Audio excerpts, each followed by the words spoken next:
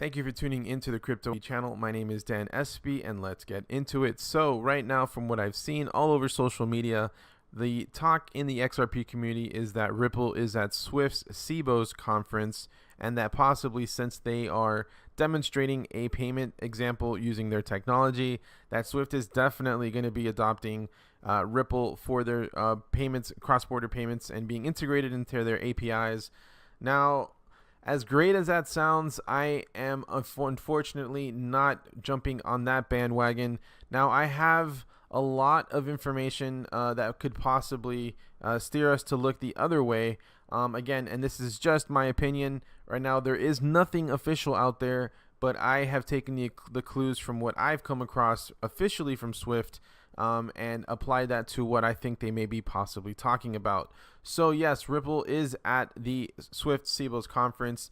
It has a lot of people asking questions, so correct me if I'm wrong. Ripple is explaining RippleNet at the CBOS conference organized by Swift, our direct competition Swift.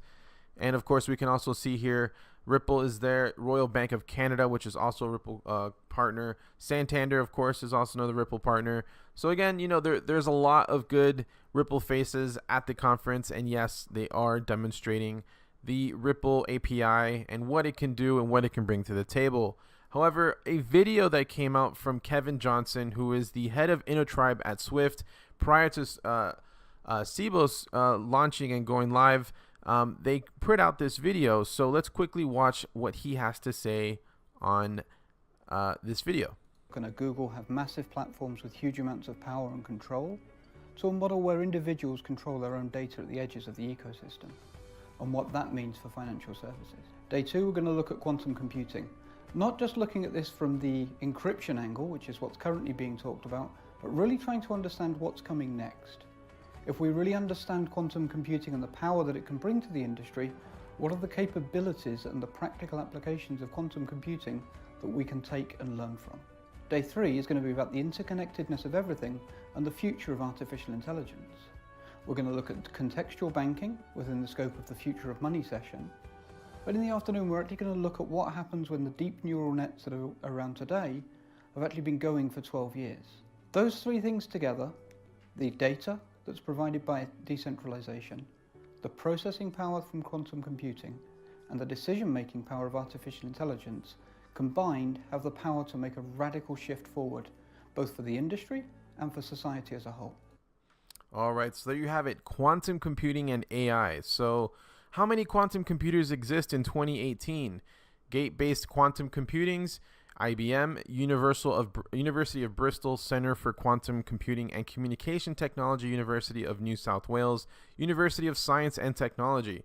Now, IBM is the only one in this entire list that is working with a blockchain technology. Now, keeping that in mind, IBM and Stellar are launching blockchain banking across multiple countries. Now, this came out last year, pretty much saying, in a breakthrough for payments technology, IBM and a network of banks have begun using digital currency and blockchain software to move money across borders through the South Pacific. And it says here, the banking network includes 12 currency corridors that encompass Australia and New Zealand, as well as smaller countries like Fiji and Tonga. It will reportedly process up to 60% of all cross-border payments in the South Pacific's retail foreign exchange corridors by early next year. The news also comes as an important validation of blockchain technology, which has long promised enormous efficiencies for the financial sector, but has been slow to move from the concept to stage in the real world.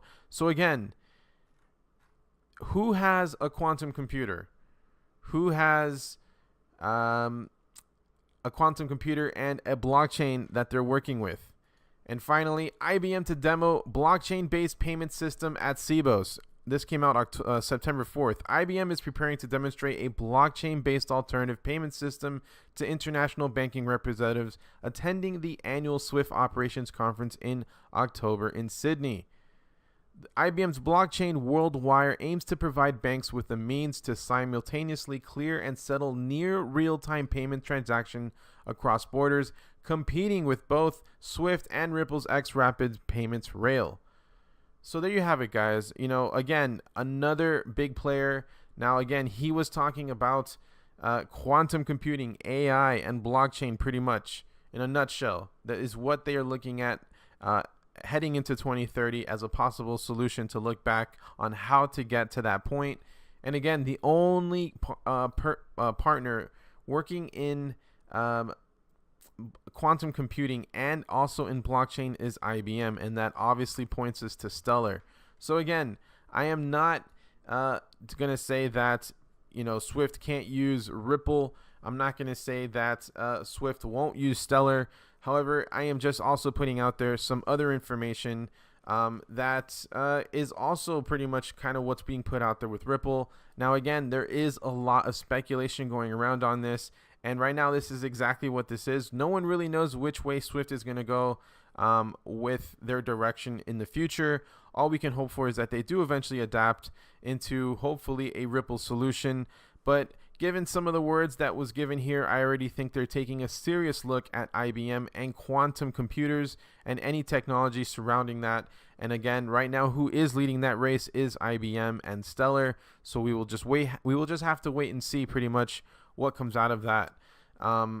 And again, let's take a quick look at the price today. So I know I didn't really cover too much other than covering the big speculation that's going around right now.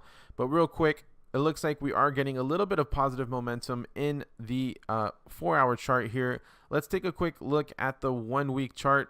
So let's zoom out of that real quick. And the 1-week chart is also looks to be holding that triangle formation that we drew up on the 4-hour chart. So for now, it still looks like things may continue to be cooling off overall.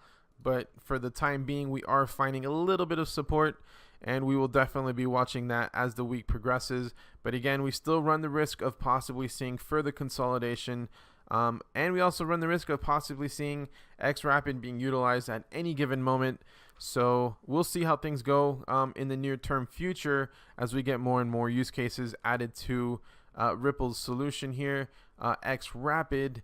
But again, for the short term, it looks like we are still in this slight triangle formation, trying to determine if we can finally get the volume to help us break into the 60s, specifically 62 cents, which again we have continued to struggle with every time we get there. And we still look now officially to be holding the 46-cent resistance level pretty well, so that's good to see.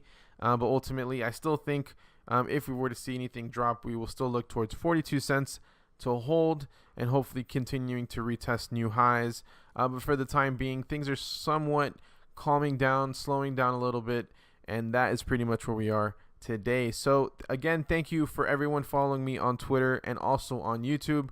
Please don't forget to subscribe. And that pretty much wraps it up for today, and I will see you guys on the next video.